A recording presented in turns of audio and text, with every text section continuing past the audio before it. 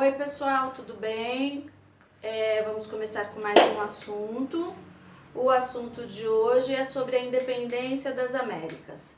Do mesmo jeito que aconteceu todo o processo de influência do iluminismo, né, dos pensadores iluministas, chegaram lá na França, depois chegaram no estado da Bahia, no estado de Minas Gerais, aqui no Brasil, né, que ocorreram as revoltas, que foi nosso último assunto.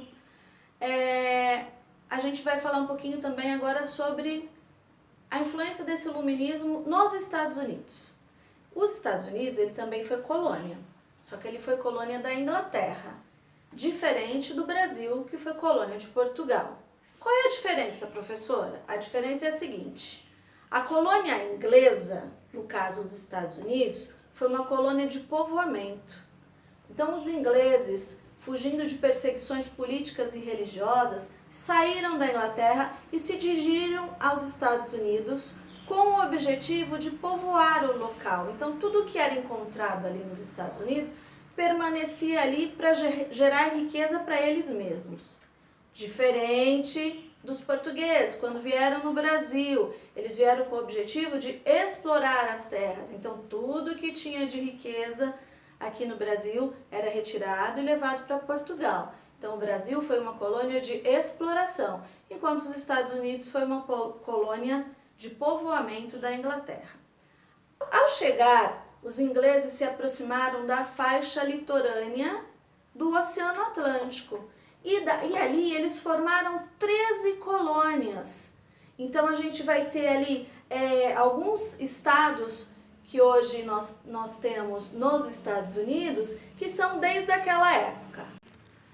Então vejam aqui, aí no livro de vocês conseguem observar, eram apenas 13 colônias: Massachusetts, Nova Hampshire, Nova York, Rhode Island, Connecticut, Nova Jersey, Pensilvânia, Delaware, Maryland, Virgínia, Carolina do Norte, Carolina do Sul, Geórgia. Então eram estes que formavam o início da colonização dos Estados Unidos. Então eles vieram e colonizaram esta parte do litoral do Oceano Atlântico. O norte dessas 13 colônias, eles priorizavam o desenvolvimento da economia local e uma mão de obra livre. Já o sul queria tudo ao contrário. Eles queriam que o desenvolvimento da economia fosse para vendas estrangeiras, para exportação, e eles queriam uma exploração e uma mão de obra escrava. Então existia ali, o sul era escravocrata e o norte era trabalhadores livres. Assim que as 13 colônias se tornam independentes, vai existir uma briga entre a Inglaterra e a França. E a Inglaterra, ela sai com bastante prejuízo.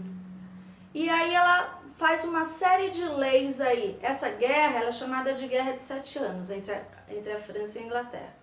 E essa guerra ela vai trazer prejuízos, como eu disse, para os ingleses. E os ingleses, para tentar superar esse prejuízo, vão criar uma série de leis. E essas leis vão acabar prejudicando os colonos, porque eles vão ser os mais afetados. Entre essas leis, nós temos a Lei do Açúcar de 1764. Ela era uma taxa sobre o produto, sobre todo o melado importado para as colônias americanas. A outra era a Lei do Selo, de 1765, onde todo documento que saísse ali, que tivesse que exigir um selo inglês, seria cobrado bem um valor alto, e esse dinheiro seria enviado para a Inglaterra, para a coroa britânica. Então, todo produto agora teria que ser selado. Depois tinha a Lei de Townshend, de 1767, que era uma taxa cobrada sobre a importação de papel e chumbo. Todo papel e chumbo importado recebia essa Lei de Townshend, que era cobrada. Também temos a Lei do Chá de 1773, onde impedia que os colonos pudessem comercializar o chá diretamente com a Índia. Então eles tinham que pagar uma taxa para comercializar esse chá. Então, todas essas leis acabaram fazendo com que os colonos ficassem muito nervosos, muito revoltados. E aí, o que eles fizeram? Eles fizeram aí uma manifestação que ficou chamada de Festa do Chá, onde na cidade de Boston eles chegou um navio inglês com carregamento de chá.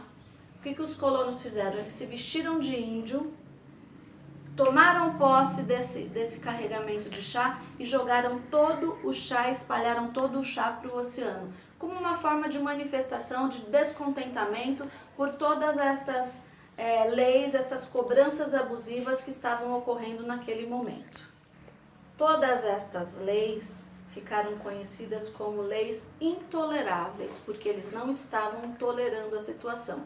E isso tudo acabou resultando numa guerra civil, tá? E essa guerra civil fez com que Thomas Jefferson acabasse depois unindo as colônias do norte e as colônias do sul, fazendo com que o país deixasse de ser um país escravocrata, passasse a comercializar para o mundo inteiro, mas sim com todos os seus direitos.